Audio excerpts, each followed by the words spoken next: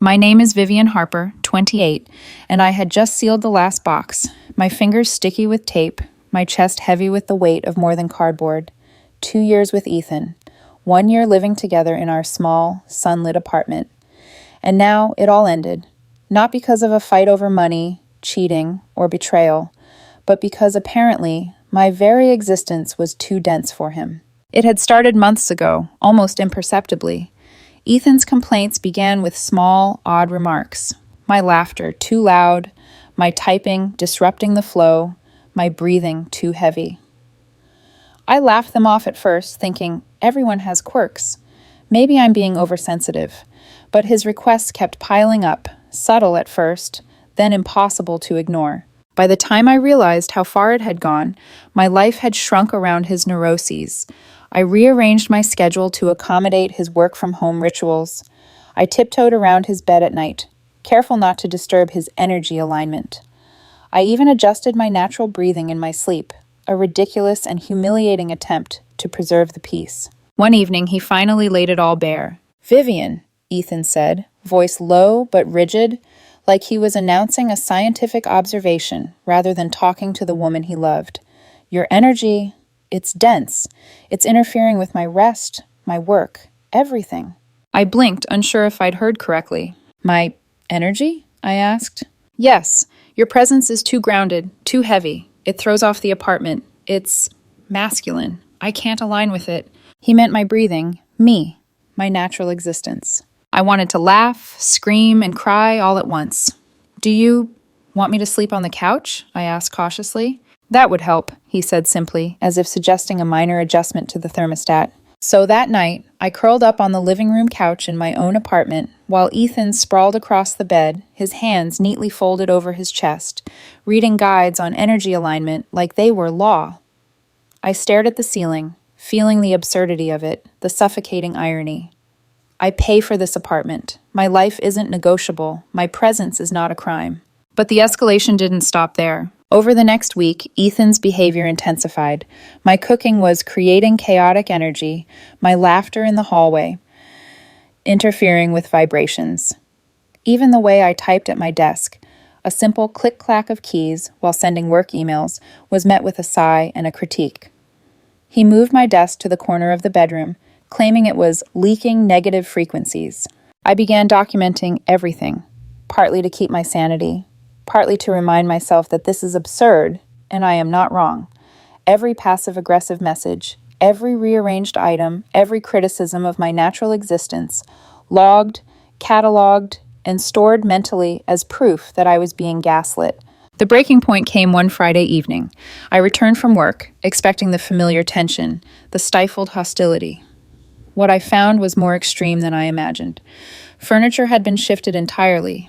My desk shoved against the wall, my books stacked in a corner, personal items shoved into boxes, as if their very presence were a violation.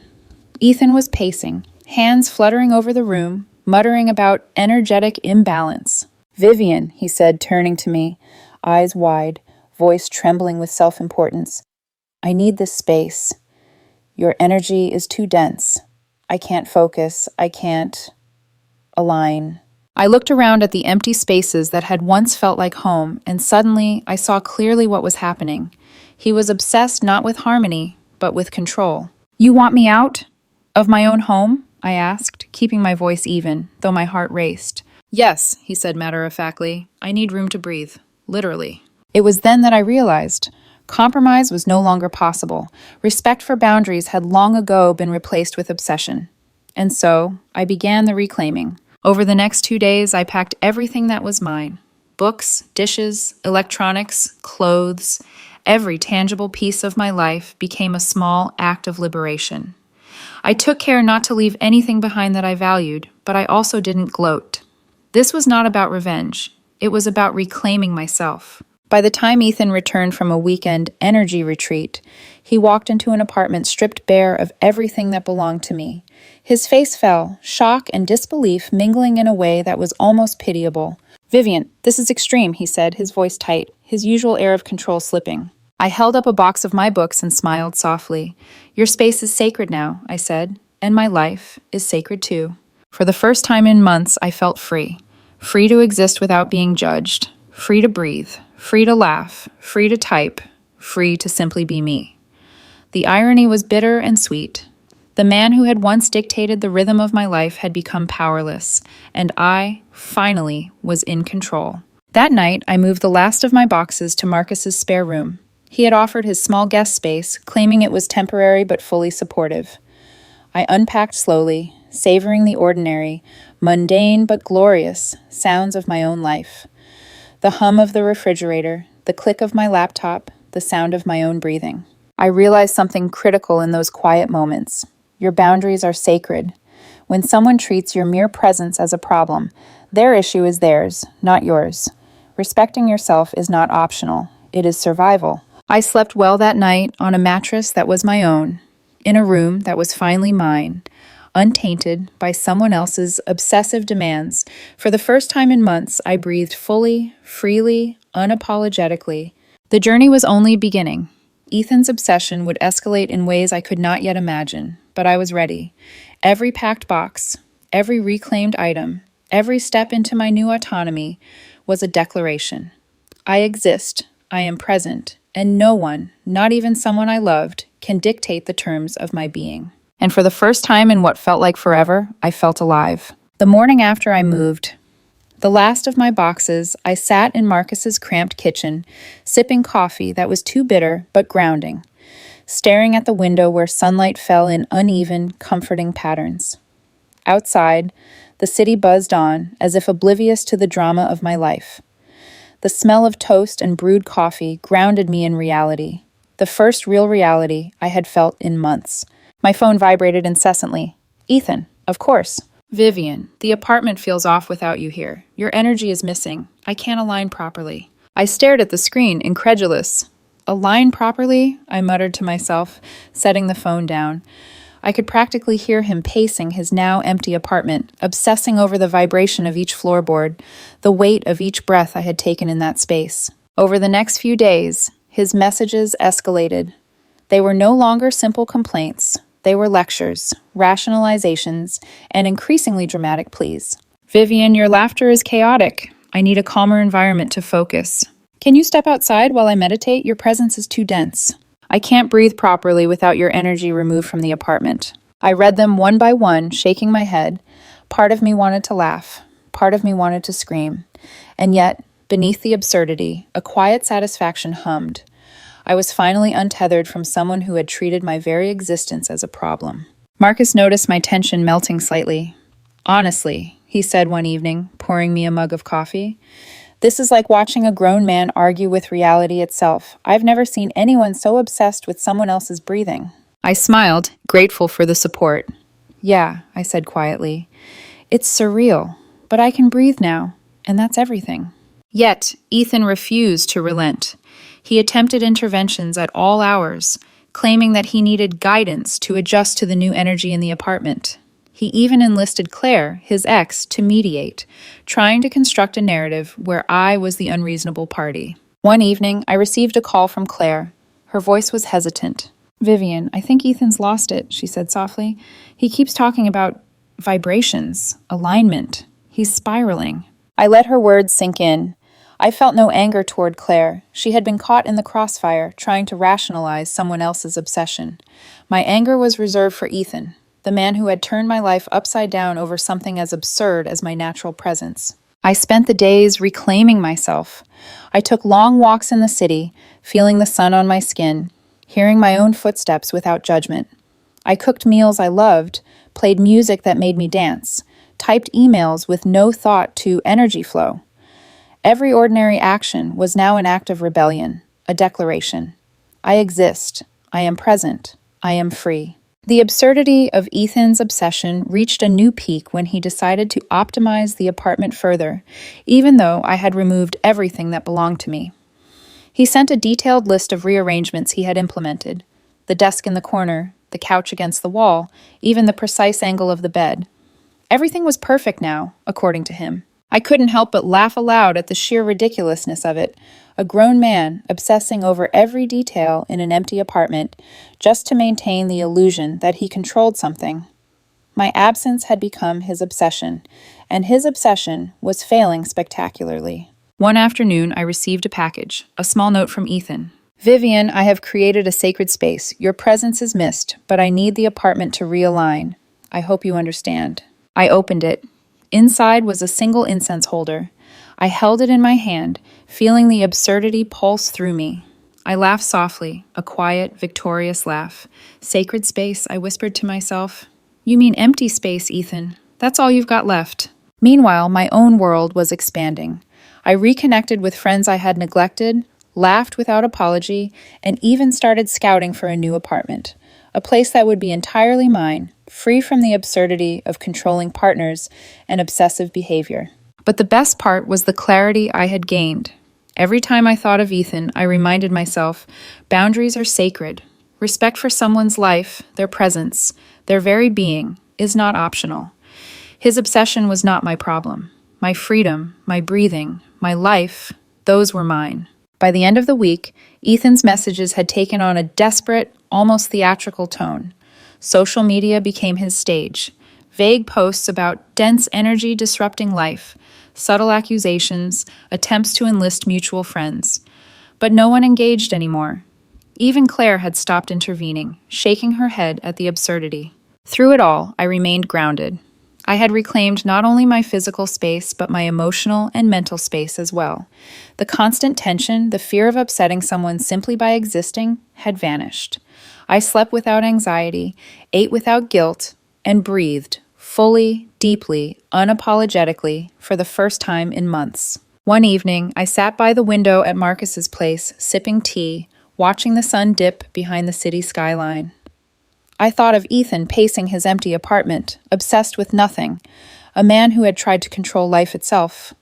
I felt no hatred, only the quiet triumph of survival and reclamation. It was then I realized, freedom isn't just leaving a toxic situation. It's breathing again, without apology, without guilt, without interference. And so I embraced it. My laughter rang loud, my typing was click-clack of productivity, my meals were flavorful, my mornings slow and unhurried. Every ordinary act, once a point of tension, was now a celebration of being fully myself. Ethan's obsession had tried to cage me, to bend me, to make me small. But in leaving, in packing, in reclaiming myself, I discovered something powerful. My existence, my boundaries, and my life are non-negotiable.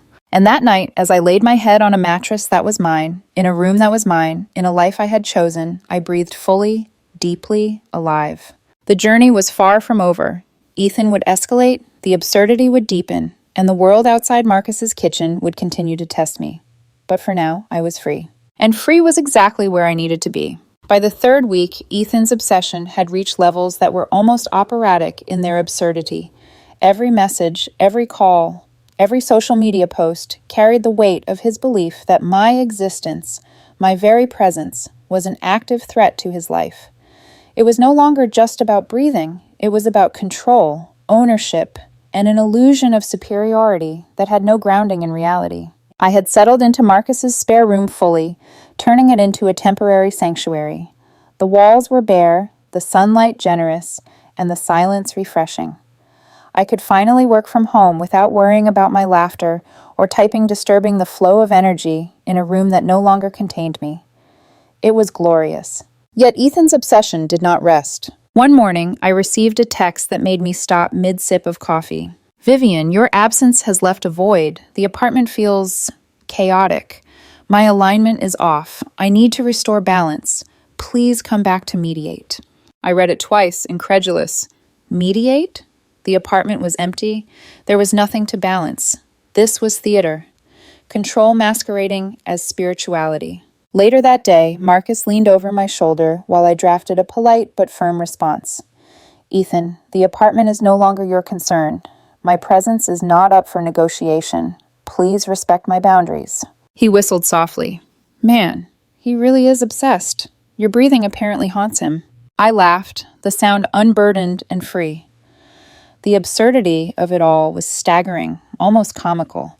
But underneath that humor was a simmering awareness of how close I had come to letting someone dictate the rhythm of my life. Ethan's escalation became more theatrical by the hour. He started posting vague social media updates about dense energy disrupting sacred spaces, tagging mutual friends, and even adding cryptic videos of empty rooms with eerie, echoing soundtracks. It was performance art masquerading as spiritual enlightenment. But I was no longer a passive observer. I had stepped fully into my autonomy. I documented everything, not out of spite, but to protect my sanity. Every text, every screenshot, every irrational post became a testament to what I had endured and what I refused to endure further. One evening, I decided it was time to fully sever his attempts at interference. I blocked his calls, muted his messages, and closed social media tabs that amplified his theatrics. I felt a mix of guilt and exhilaration, but mostly relief. The chains of absurd expectation were finally broken. Yet Ethan refused to relent quietly. He attempted one final in-person intervention. Standing outside my temporary apartment, he waved wildly, arms flailing, as if signaling to some unseen universe that I should return. I opened the door just enough to speak, but not invite him in. "Vivian," he pleaded, voice cracking, "I've had a revelation. The apartment, it's unbalanced without you. We must reunite to restore harmony. Your energy is essential." I stared at him, calm, grounded, unflinching. "Ethan, the apartment doesn't need me. I do. My life, my boundaries, my presence, they are mine. Not negotiable, not up for discussion, not yours to control." He faltered, confusion and desperation mingling in his expression. I closed the door gently, firmly, the click echoing like a seal on my independence. Outside, he lingered for an hour, chanting or muttering to himself, perhaps attempting to restore alignment, until Marcus, frustrated and protective, threatened to call the authorities if he didn't leave. For the first time in months, I felt truly safe. No lectures about dense energy, no rearranging of furniture, no invasive monitoring of my breathing, just the quiet, restorative sound of my own life, moving at my pace, in my space. The next day, I started making plans for the new apartment. I wanted light, space, and freedom, not just as a physical reality, but as a symbolic act of reclamation. Every decision, from paint color to furniture layout, felt like a declaration. I exist, unregulated and unapologetic. Even the rose quartz I had bought years ago, a relic of a past attempt to harmonize with Ethan, found new purpose. Placed on my desk as a paperweight, it became a symbol of autonomy. Crystals, I realized, were irrelevant. Boundaries were sacred. Ethan's social media posts became increasingly desperate and performative. He painted himself as a martyr, the man undone by the chaotic, dense energy of a woman who dared to live freely. Mutual friends began questioning his behavior, subtly distancing themselves. Even Claire, who had once tried to mediate, stopped responding. She had watched enough to realize Ethan's obsession was unhealthy, absurd, and entirely his own creation. Meanwhile, I thrived. I reconnected with my own world, friends, work, hobbies. My breathing, once a source of anxiety, became a rhythm of liberation. I danced while cooking, sang while working, and laughed at absurdity without fear of judgment. Every ordinary act became a defiance, a celebration of my selfhood. One afternoon, I received a note slipped under my door from Ethan. Inside was a single incense stick, accompanied by the words, "Vivian, your absence leaves the apartment unaligned. I hope you understand the gravity of your energy on this space." I held it in my hand, a small, absurd artifact of a man consumed by obsession. I laughed, softly, quietly, fully. Aligned, unaligned, it's all meaningless. I am present. I am free. That's all that matters. By now, the pattern was clear. Ethan's obsession, once terrifying in its intensity, had become a comedy of errors. He could not control me, nor could he dictate the world around him. My freedom, my space, my life, they were mine, sacred and non-negotiable. And as I looked out the window at the bustling city, the sun spilling warmth over my temporary sanctuary, I knew. I had survived the absurdity, reclaimed my life, and breathed freely again. But the final test, the inevitable culmination of Ethan's obsession, was still coming. He would escalate further, push boundaries, and attempt one last, desperate act. And when that day came, I would be ready. For now, I smiled, poured another cup of coffee, and embraced the ordinary, the mundane, glorious, grounding ordinary, because ordinary was freedom. By the fourth week, the absurdity of Ethan's obsession had reached a fever pitch. Social media became his stage, a theater where he attempted to frame himself as a man, battling a dense, chaotic energy that I, Vivian Harper, dared to possess. But to me, it was just noise, a background hum to the life I had finally reclaimed. I had moved into my new apartment by then, a space flooded with sunlight, walls painted soft ivory, and shelves lined with books I could touch, rearrange, and actually live among. It was mine, fully, unapologetically, irreversibly mine. I could breathe here. I could type, laugh, cook, and exist without fear of critique, without the suffocating oversight of a man obsessed with my every breath. Ethan, however, was not done. One morning, I discovered a series of frantic emails to mutual acquaintances, each more desperate than the last. Vivian's energy has left the apartment unbalanced. I cannot function. Please help me restore harmony. I am being undone by a force beyond my comprehension. Dense energy threatens my well-being. Guidance needed. I leaned back in my chair, coffee in hand, and let out a deep, quiet laugh. The absurdity of it was almost beautiful in a darkly comedic way. Here was a man constructing a personal mythology around my very existence. My laughter, my breath, my presence, it was all a threat to him. And yet, I had survived. I had reclaimed every inch of my autonomy, and in doing so, I had discovered something profound. Freedom is not just leaving a toxic space. It is thriving in your own life without apology. A knock at the door broke my reverie. I opened it to find Claire, Ethan's ex, looking sheepish but concerned. "Vivian, you need to see this," she said, thrusting her phone toward me. It displayed Ethan's latest post, a slow, deliberate video of his now empty apartment. Candles lined the walls, his voice narrating the dense energy that had driven him to this despair. The caption read, "When absence disrupts the sacred flow, chaos ensues." I stared at it, stunned by the sheer ridiculousness.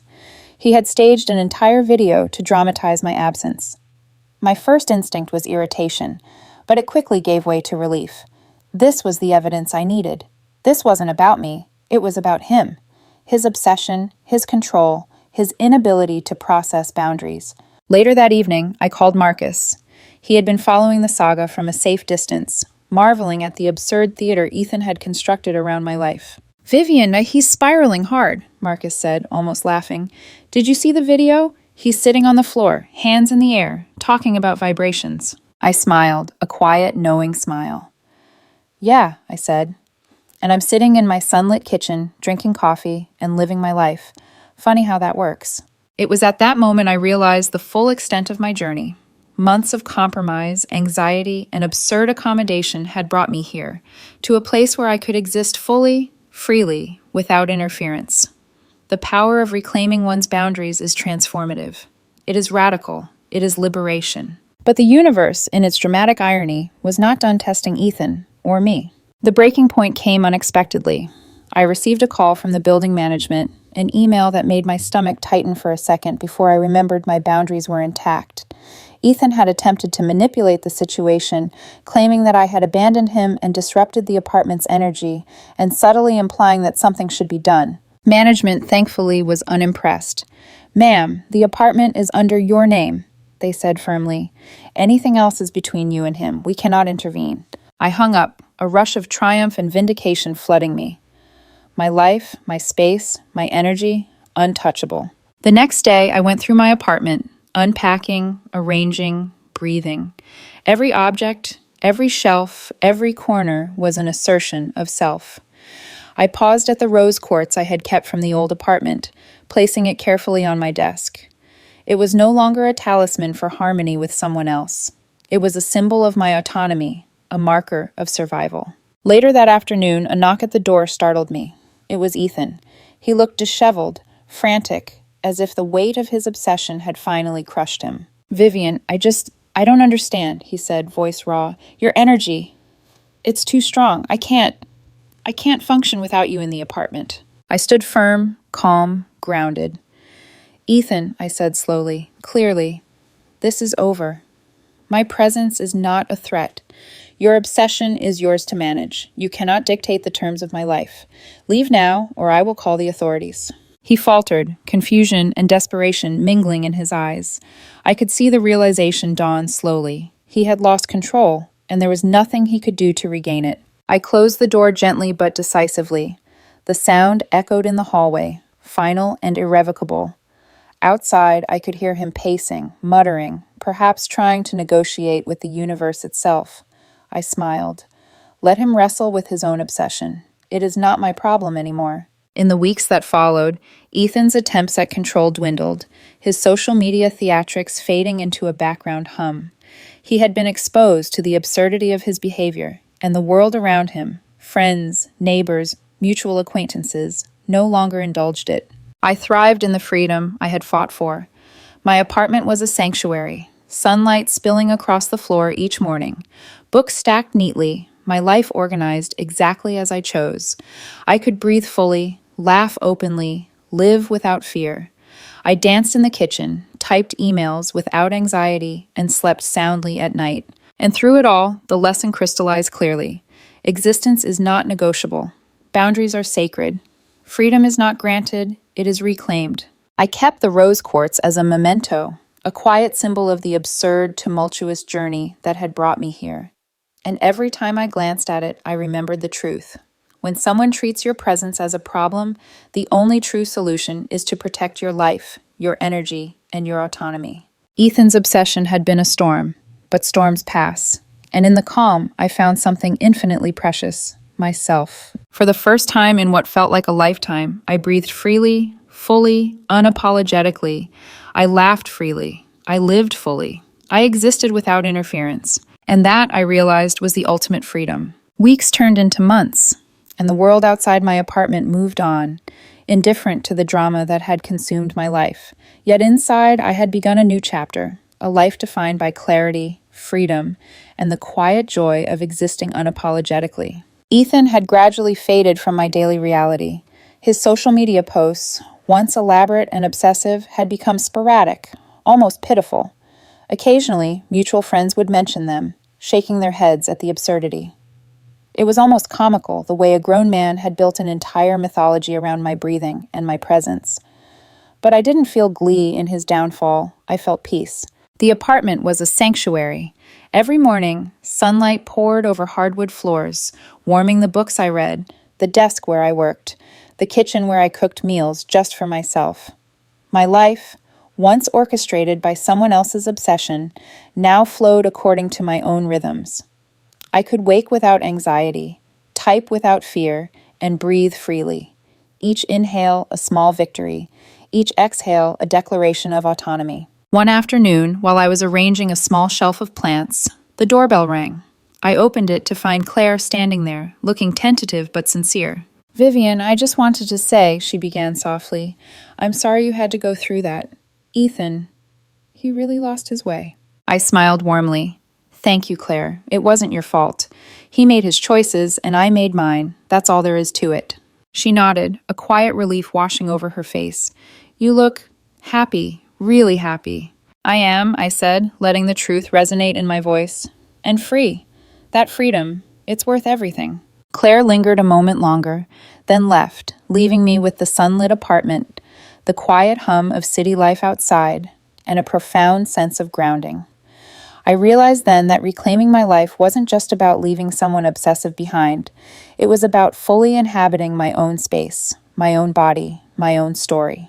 The absurdity of Ethan's obsession became almost a lesson in self-preservation. He had tried to make my very presence a problem, turning ordinary life into a spectacle of control. And yet, here I was, alive, thriving, unshaken.